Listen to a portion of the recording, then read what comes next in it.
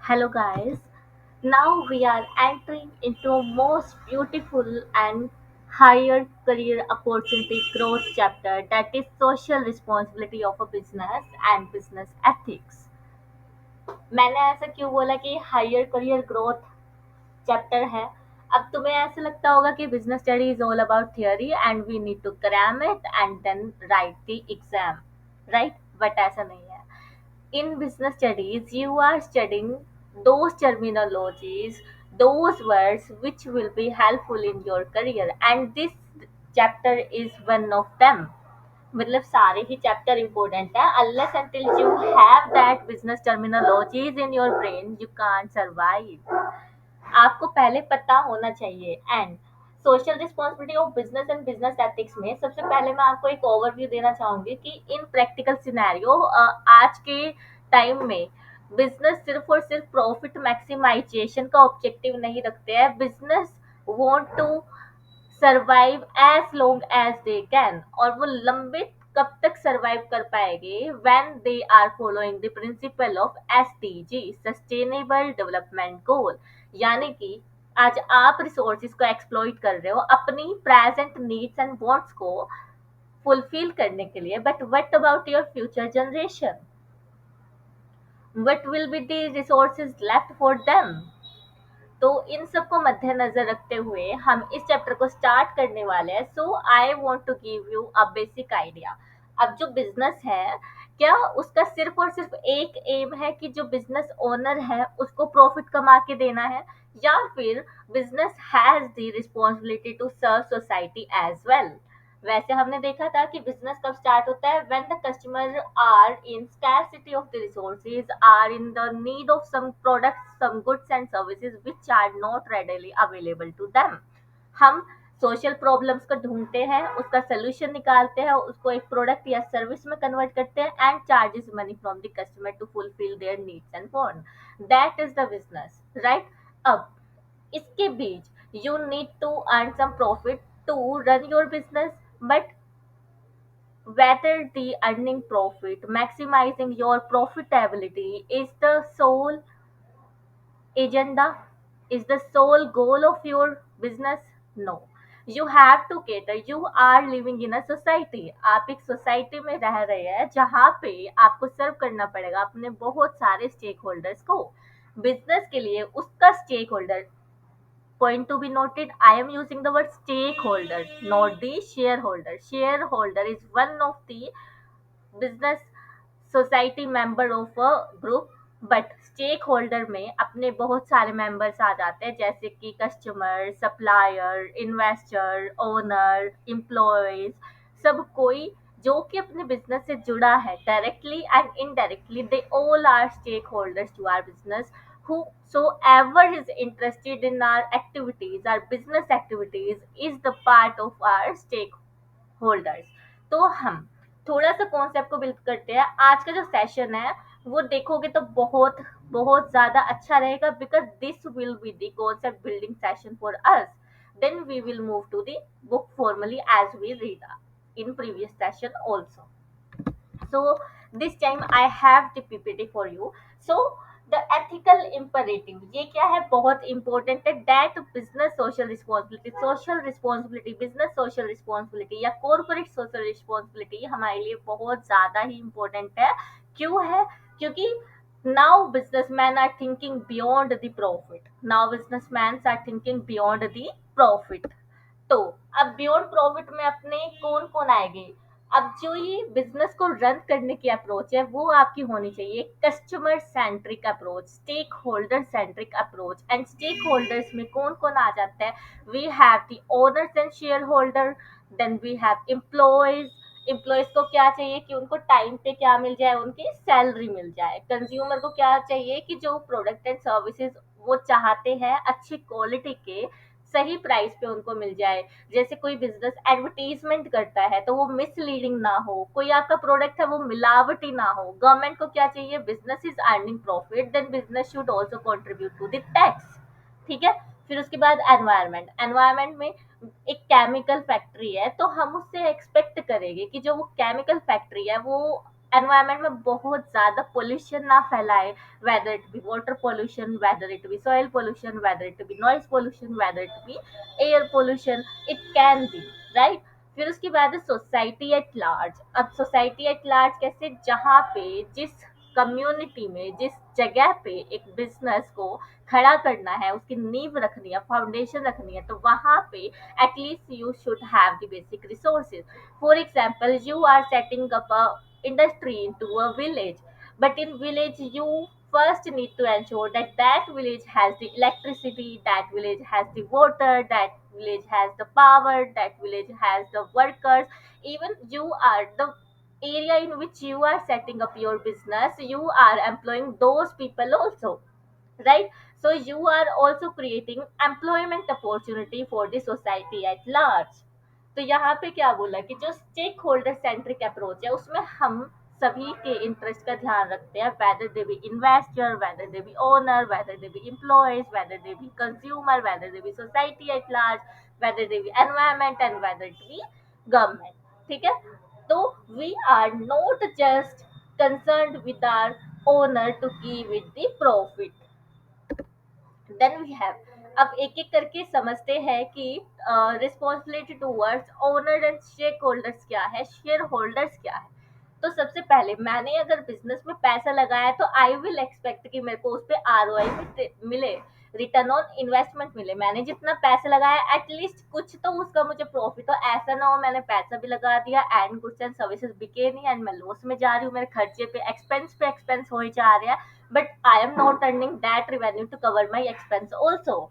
यानी कि मैं ब्रेक इवन सिचुएशन पे भी नहीं हूँ। ब्रेक इवन सिचुएशन का मतलब होता है you are in the situation when you neither have the profit nor have the loss, you are just covering your cost। यानी कि आपको ना तो प्रॉफिट मिल रहा है ना लॉस मिल रहा है, आप बस जितने आपने एक्सपेंस किए थे उसको कवर अप कर पा रहे हो, तो ऐसे बिजनेस का क्या फायदा, राइट? एंड उसकी बात है ट्रांसपेरेंट फिनेंशियल्स। जैसे अब जो अपने अकाउंट्स वाले प्यारे बच्चे हैं, उन्होंने अपने फर्स्ट चैप्टर में विंडो ड्रेसिंग के बारे में पढ़ा होगा। विंडो ड्रेसिंग क्या थी, हमारी जो बैक कंडीशन है वो तो कुछ हो रहा है, but we are representing our goody goody picture of the financial statement, the rosy picture of your financial statement। तो वो हमें नहीं करना है, हमें मिसलीडिंग फाइनेंशियल स्टेटमेंट्स नहीं दिखाने हैं, balance sheet profit and loss नहीं दिखाना है। They should be clear, transparent, accurate and honest. ठीक है, ये अपना क्या हो गया, ऑनर्स के लिए। Then we have responsibility towards employees. Employees के लिए क्या, कि जितना हम उनसे काम करा रहे हैं एटलीस्ट उनको मिनिमम वेज तो मिले। We have the wages act also, उसके अकॉर्डिंग हमें क्या करना चाहिए, एम्प्लॉयज को केटर करना चाहिए। And not only the money, employee also need the safe working conditions, like the place in which they are working, it should be clean, it should be healthy।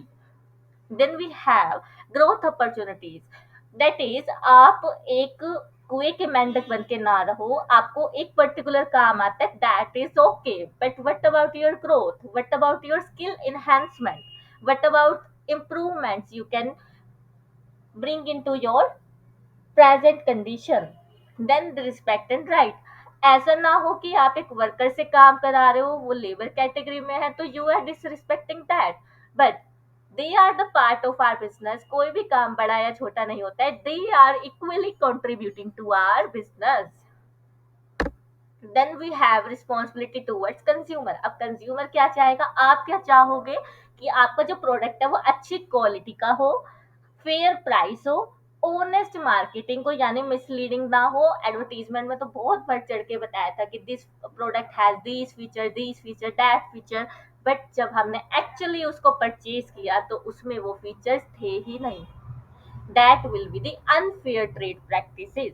Then उसके बाद अपने पास है customer safety. Customer safety में क्या आ जाएगा कि आपने अगर कोई भी कॉस्मेटिक्स यूज किए हैं या फिर आपने कोई मेडिसिन ली है, तो वी एंश्योर कि वहां पे डायरेक्ट टू यूज लिखा होना चाहिए। ठीक है, then we have responsibilities toward government. अब बिजनेस हम सेटअप कर रहे हैं, but that business should not be illegal one. Lawful business आपका होना चाहिए। ऐसा नहीं होना चाहिए आपने बिजनेस खोल लिया गुंडों का और गुंडों को रखा एंड आप अदर बिजनेसेस को हेल्प करते हो रिकवरी करने में पैसों के कस्टमर से जो कि लॉन्ग आउटस्टैंडिंग है, तो वो थोड़ी बिजनेस होगा। That is marketize the illegal business. ठीक है।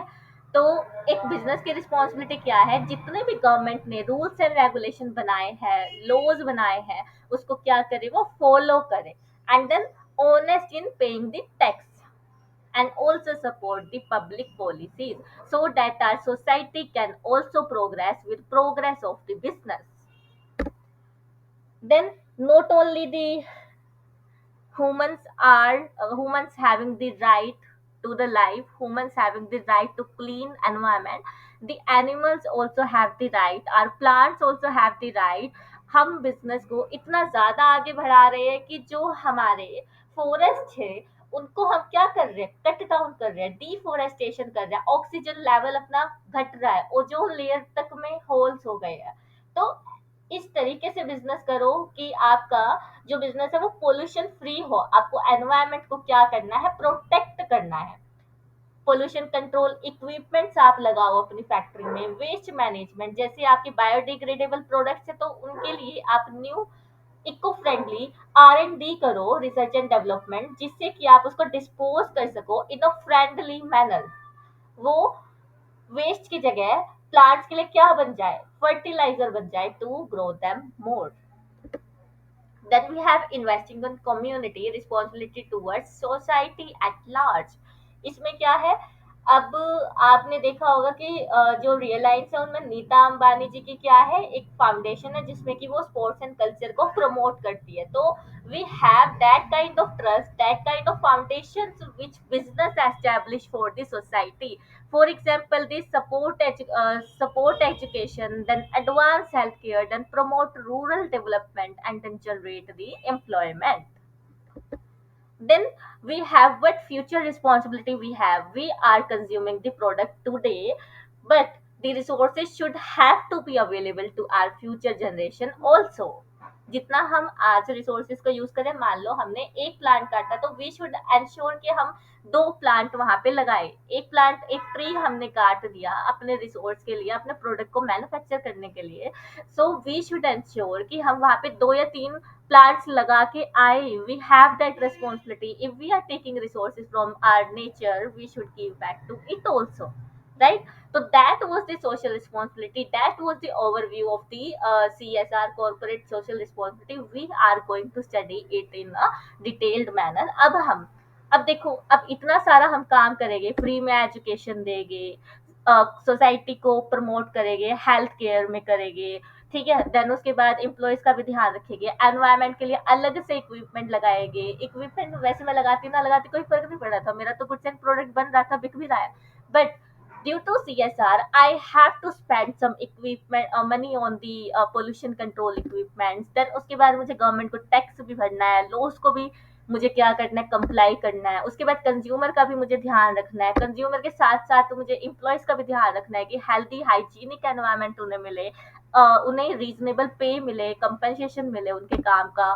फिर मुझे शेयर होल्डर को प्रॉफिट भी दिखाना है। अब इतने सारे एक्टिविटीज को रन करने में मुझे पैसा भी तो चाहिए, और पैसा किससे आएगा, बिजनेस से ही तो आएगा। जब तक मेरा मोटिव प्रॉफिट मैक्सिमाइजेशन नहीं है तो मैं कैसे करूंगी। तो यहाँ पे हमारे पास आर्ग्यूमेंट्स आ जाती है toward CSR, corporate social responsibility, कि whether a business should follow the CSR policies to contribute in corporate social responsibility or not। तो यहाँ पे आप देखेंगे कि अपने आने वाले चैप्टर में हम पहले कॉन्सेप्ट ऑफ सोशल रिस्पॉन्सिबिलिटी पढ़ेंगे। बुक से वैसे तो मैं बहुत अच्छे से समझा चुकी, एग्जाम्पल दे दे के कि अपने स्टेक होल्डर्स कौन है, उनको क्या क्या रिक्वायरमेंट रहती है। फिर उसके बाद हम arguments for the social responsibility and arguments against the social responsibility पढ़ने वाले, यानी कि हमें सोशल रिस्पॉन्सिबिलिटी करनी चाहिए, हमें CSR एक्टिविटीज में पार्टिसिपेट कंट्रीब्यूट करना चाहिए, बट क्यों करना चाहिए, we have the point for them. And हमें social responsibility, corporate social responsibility में पार्ट क्यों नहीं लेना चाहिए, we have the points for that also.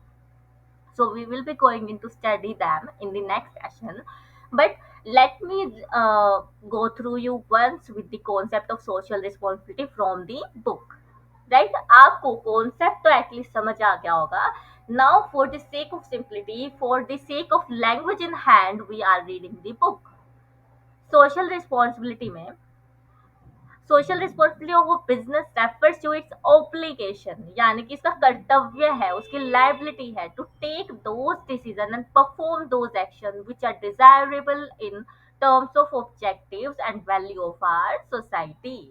The assumption of a social responsibility by a business enterprise implies that they respect the aspirations of the society and would try their best to contribute to the achievement of these aspirations along with their profit interest. Profit तो वो कमाएंगे ही कमाएंगे, but you have to take care about your society, you have to take care about your customer, employees, investors, suppliers, ठीक है. This idea is in the contrast to the common notion that business exists only for maximizing the run for the benefit of its owner and who profits for its owner, and it's irrelevant to talk of the public goods. पहले क्या होता था, traditional business practice क्या रहती थी, we need to increase our profit, we need to improve our profit strategies, profit profit profit, दिमाग में सिर्फ यही तीन वर्ड चलते थे, profit profit profit. We are not much concern with our society, with our public goods, with our public hygiene. But now the world is changing. The world is more going to the SDG, Sustainable Development Goals, and ESG, Economical, Social and Governance point of view. और आप देखेंगे जैसे आप 12th से निकलेंगे, बल्कि मैं तो कहती हूँ कि अभी ही तुम अगर रिसर्च करने लग जाओ ESG एंड SDG गोल्स पे, तो you will be much aware of the industry कि आपका करियर ग्रोथ कहाँ पे है. अगर आप इन पे ज्यादा ध्यान दोगे, इवन आपके बड़े बड़े इन्वेस्टर्स को यहाँ पे बुलाया, बड़े बड़े एक्सपीरियंस लोगों को, प्रोफेशनल्स को बुलाया जाता है डैशबोर्ड बनाने के लिए फॉर द सोशल रिस्पॉन्सिबिलिटी. अभी मैं आपको एक प्रैक्टिकली इंटीग्रेटेड रिपोर्ट पे भी लेके चलूंगी, so that you may visualize it for the very better understanding. And because वो एक recognized, highly recognized कंपनी की इंटीग्रेटेड रिपोर्ट है, तो you will be trusting on my words that we have the career opportunities in that part also. देखो हम अपना education system कैसे आपको पढ़ा के बस कर देता है, पढ़ो मार्क्स लेके आओ निकलो, बट ऐसा नहीं है. You should be aware whatever we are studying, we have the opportunity in future, we can earn money from that also. It follows that a responsible business, and indeed any responsible member of a society, must act with due concern for the effect on lives of other people. In this sense, social responsibility is broader than legal responsibility of a business. आपको वो laws and regulation follow करना है. But what about your society? Legal responsibility may be fulfilled by mere compliance with the law. You are not violating any law. But what about society? Social responsibility is more than that. It is firm's recognition of social obligation, even though not covered by the law, along with the obligation laid down by the law. In other words, social responsibility क्या है? Social responsibility involves an element of voluntary action on the part of business people for the benefit of the society. Society के benefit के लिए businesses ने अपने आप अपने कदम बढ़ाए हैं for the healthy economical environment, healthy economical society, healthy economical employees, healthy economical consumers, healthy economical investors. ठीक है, तो ये अपना कॉन्सेप्ट था सोशल रिस्पॉन्सिबिलिटी का. अब थोड़ी चीजें और मैं आगे लेके जाऊंगी, अगर जो बच्चा इंटरेस्टेड है they can proceed with me और they can close the video. So I have one integrated report for you. Integrated report से पहले I would like to show you some SDG goals, social development goals. एक business को किन goals पे काम करना चाहिए, किन प्रिंसिपल्स पे काम करना चाहिए. So we have 17 principle overall, कि जिस सोसाइटी में आप बिजनेस खोल रहे हैं, इवन आप नेशनल लेवल पे भी आपका गोल होना चाहिए कि there should be no poverty, end of poverty, कोई भी गरीब ना हो, कोई भूखा ना सोए, end of hunger, well being, quality education, gender equality we should have, water and sanitation for all, affordable and sustainable energy, decent work for all, technology to benefit all, reduce inequality, safe cities and communities, responsible consumption by all, stop climate changes, बहुत ज़्यादा pollution आपको नहीं फैलाना है, protect the oceans, take care of the earth, live in peace, mechanism and partnership to reach the goals. ये अपने मतलब मैं इनको बहुत ज्यादा एक्सप्लेन नहीं करूंगी. आई जस्ट शोड यू कि वी हैव पर्टिकुलरली 17 गोल्स. ठीक है, सस्टेनेबल डेवलपमेंट के लिए. अब यही गोल्स के ऊपर अपनी इंटीग्रेटेड रिपोर्ट बनती है and you must have heard about the Infosys. मैं आपके सामने आज इन्फोसिस की इंटीग्रेटेड एनुअल रिपोर्ट लेके आई हूँ where we didn't only have the balance sheet, the PL, the cash flow statement, but we have the integrated report, we have the other information of a business also. Business profit maximise करने के साथ साथ और क्या क्या कर रहा है, we will be looking more in this annual report. So we can directly go to page number 22 because मैंने तो पूरी रिपोर्ट पढ़ रखी है तो I know in which page I should give you more clarity. अब देखो, जैसे मैंने स्टेक होल्डर्स का नाम लिया तो यहाँ पे पर्टिकुलरली एक बिजनेस जिसमें इनपुट आउटपुट प्रोसेस, अपना 3 प्रोसेस चलते हैं प्रोडक्ट को बनाने के लिए. तो इनपुट में मेरे 6 C's आते हैं. 6 C's का मतलब 6 कैपिटल जो कि एक बिजनेस को चलाने के लिए क्या होती है इंपॉर्टेंट. पहली कैपिटल अपनी financial capital. financial capital in the sense कि you should have the money. Then intellectual capital in the sense कि you should have that employee which will help you in R&D, research and development, so that you can launch the new products. Then we have the human capital. So you are also aware that human is also valuable asset of a business. अगर human नहीं होगे तो आप work कैसे करोगे. Yes, we are more inclined to the technology automation based works, but there is no operation of machine if we don't have the human, we don't have the employee, we don't have the जीता जाता इंसान. Then we have natural and manufactured capital. We are exploiting our natural resources. Then we have social relationship capital, यानी कि आपका social अब जो हम मोर elaborate वे में पढ़ने वाले हैं, हम सोशल एंड रिलेशनशिप कैपिटल को ही पढ़ने वाले हैं. उसी का पार्ट है CSR स्पेंड, यानी कि कॉर्पोरेट सोशल रिस्पॉन्सिबिलिटी किसका पार्ट है, सोशल रिलेशनशिप कैपिटल का. एंड यहाँ पे अपने stakeholders कौन है. Stakeholders not only the owner of business, they are the investor, clients, employees, suppliers, community यानी कि society and the government and the regulators. अब गवर्नमेंट में सिर्फ हमारी मोदी जी नहीं आएगी, यहाँ पे अपनी सेबी की रेगुलेशंस आ जाएगी, एमसीए की आ जाएगी, रजिस्ट्रार ऑफ कंपनी की आ जाएगी जैसे आपने चैप्टर 2 में पढ़ा था.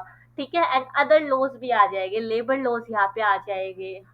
ओके, सो आफ्टर 22 यहाँ पे मेन मेरा जो एजेंडा था वो आपको ये बताना था कि 6 C's हमारे एग्जिस्ट करते हैं. फाइनेंशियल कैपिटल 6 C's का मतलब है 6 तरह की कैपिटल, जैसे कि financial, intellectual, human, natural and manufactured and social and relationship capital. Right, and we have the stakeholders. So मैं तुम्हें ये बताना चाहती हूँ कि जो तुम अपनी बिजनेस की बुक में पढ़ रहे हो दैट कंटेंट प्रैक्टिकली एग्जिस्ट. ये अच्छे अच्छे डैशबोर्ड बनाने के लिए इन्फोसिस बहुत अच्छे प्रोफेशनल्स को हायर करता है. तो अब ये डैशबोर्ड बनते कैसे हैं. You have the practical, you have the theory approach to read the book, you have the terminologies, but what about your practical skills. अब आप देखते हो कि सर्विसेज बहुत है but still employ unemployment exist. वो क्यों है, क्योंकि हम अपने स्किल्स पे काम ही नहीं कर रहे. अब ये जो डैशबोर्ड है इसको बनाने के लिए बहुत सारे सॉफ्टवेयर लगते हैं. पावर पॉइंट प्रेजेंटेशन तो बहुत छोटी चीज है. अब you should have the skills, you should good hands on power BI.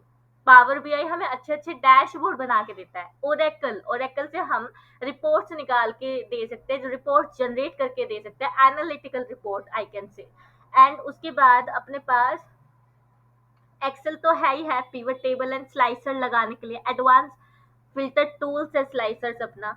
ठीक है, ये एक्सेल है, पावर भी है, ये इन सब से बनता है. राइट, तो इसके लिए भी हमें एक प्रोफेशनल को हायर करना पड़ता है जिसको सारे सॉफ्टवेयर की मिनिमम डैशबोर्ड बनाने के लिए जितने सॉफ्टवेयर लगने हैं उसकी उसको नॉलेज होनी चाहिए एंड उनको पता हो कि हमें क्या कंटेंट डिलीवर करना है एक इन्वेस्टर को, एक कंज्यूमर को, एक एम्प्लॉय को. ठीक है, and then you can see here कि फाइनेंशियल कैपिटल बताई हुई है. अभी मैं इसके लिए कंसर्न नहीं हूँ. मेन अपने पास क्या है, जैसे ह्यूमन कैपिटल में अब जैसे मैंने 17 प्रिंसिपल्स दिखाए थे, तो ये क्या बता रहे कि हमारी जो कैपिटल है, 6 कैपिटल, उसमें हमारे 17 प्रिंसिपल्स कैसे फॉलो हो रहे हैं। इस वाली में जैसे 8th प्रिंसिपल फॉलो हो रहा है, 9th हो रहा है, इस तरीके से इन्होंने दिखाया। फिर ह्यूमन रिसोर्स कैपिटल में भी इन्होंने दिखाया। देन उसके बाद इंटेलेक्चुअल कैपिटल में कौन कौन से अपने प्रिंसिपल्स आ रहे हैं। यहाँ पे जैसे एनवायरमेंट फ्रेंडली भी आ रहा होगा कि हम इस तरीके की रिसर्च एंड प्रोजेक्ट्स कर रहे हैं कि जिससे कि हम एनवायरमेंट को ज्यादा नुकसान ना पहुंचाए।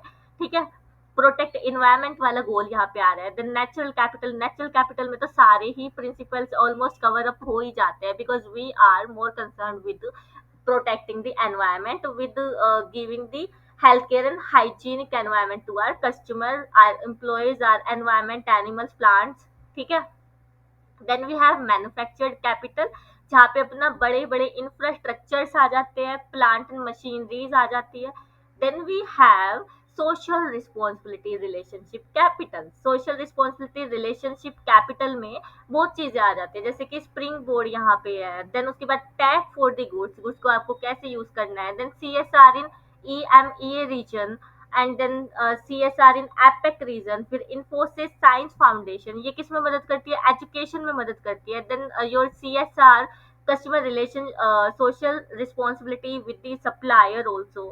ठीक है, तो यहाँ पे ये इन्होंने बताया हुआ है। तो इन चीजों को बनाने के लिए क्या चाहिए, बहुत ज्यादा स्किल्स चाहिए एंड अंडरस्टैंडिंग चाहिए। ठीक है, तो मतलब बिजनेस की बुक ऐसी नहीं है कि तुम थ्योरी पढ़ के निकल रहे हो, एक बार का पेपर है। If you want to have the brighter career in SDG and ESG projects, so you can apply for them also। ठीक है, तो यहाँ पे मैंने आपको ओवरव्यूज दिया। अब ये स्टैट्यूटरी रिपोर्ट आ जाती है, ये हमारा ऑडिटर का काम है, सीए का काम है। जैसे कि मैंने भी लिस्टेड क्लाइंट्स की ऑडिट की है, so I know, but in this chapter we don't have the relevance of statutory reports। I will be more concerned with 6Cs and the stakeholders and the principals, right? सो आपको यहाँ से practical approach भी समझ आ गई होगी कि हम कोई चैप्टर पढ़ रहे हैं तो उसका आगे कहीं ना कहीं फ्यूचर है। आपको इसी बेवजह नहीं पढ़ाया जा रहा है कोई भी चैप्टर। ठीक है, तो यहाँ पे आपको concept of social responsibility at least समझ आ गया होगा, प्रैक्टिकली आपने देखा और बुक भी आपने देख ली। बुक मैंने इसलिए पढ़ाई कि आपको एग्जाम में लिखना आना चाहिए। देखो, प्रैक्टिकल नॉलेज होनी चाहिए, it is the best to improve your skills, but at the same time, because you are not yet uh, pass out from the school, you have to still write the exam। and exam को लिखने के लिए आपके पास terminologies होनी चाहिए, keywords होनी चाहिए, language होनी चाहिए। बट वो लैंग्वेज ऐसा नहीं है कि इंग्लिश इंग्लिश ही होती, तो फिर बिजनेस और इंग्लिश अलग ही क्यों होते। Business have the separate terminologies, but you need to be expected to have on the tips।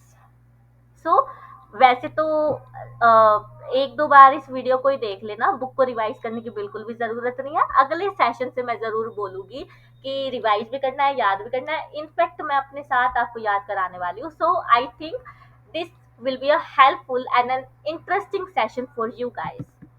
So keep revising and watch this 2 time, that is enough।